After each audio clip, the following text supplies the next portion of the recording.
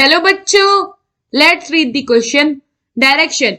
In the following question, a statement of assertion is followed by a statement of reason. Mark the correct choice as option A, if both assertion and reason are true and reason is the correct explanation of assertion.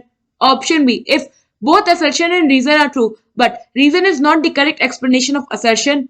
Option C, if assertion is true but reason is false. And option D, if assertion is false but reason is true.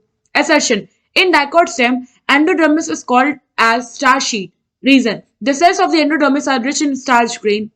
So, question में हमें दो statement given है assertion और reason के form में. हमें इन दोनों statement के बेसिस पे बताना है कि हमारा कौन सा ऑप्शन करेक्ट है. सो स्टेटमेंट फर्स्ट जो है हमारे असर्शन उसमें क्या कह रहा है कि जो डाइकॉट स्टेम है इसमें एंडोडर्मिस को हम लोग स्टार्च शीट बोलते हैं. सो ये हमारा स्टेटमेंट करेक्ट है. होता क्या है कि अगर हम बात करें डाइकॉट स्टेम की, सो in dicot stem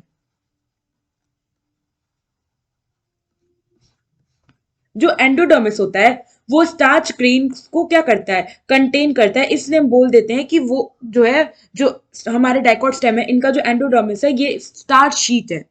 so in dicot stem it contains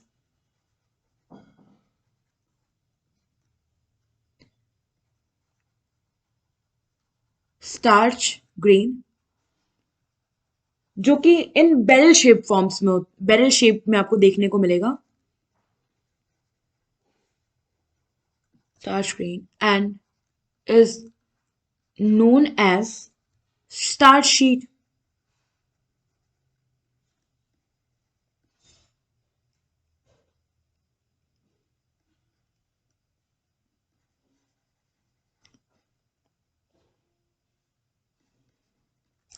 Now, second statement read out करें तो इसमें क्या कह रहा है कि जो एंडोडर्मिस होता है हमारे डाइकॉट स्टेम का वो रिच होता है स्टार्च ग्रेन में. सो ये भी हमारा स्टेटमेंट करेक्ट है क्योंकि अभी हमने देखा कि जो डाइकॉट स्टेम है इसमें स्टार्च ग्रेन प्रेजेंट होता है, इसलिए हम इसे स्टार्च शीट कह देते हैं डाइकॉट स्टेम के एंडोडर्मिस को. सो यहाँ पे हमारा असर्शन रीजन दोनों स्टेटमेंट करेक्ट है और रीजन जो है ये असर्शन को करेक्टली एक्सप्लेन भी कर रहा है. सो फाइनली हमारा यहाँ पे ऑप्शन बी जो है ये करेक्ट ऑप्शन हो जाएगा. आई होप आपको ये क्वेश्चन समझ में आया होगा. Thank you.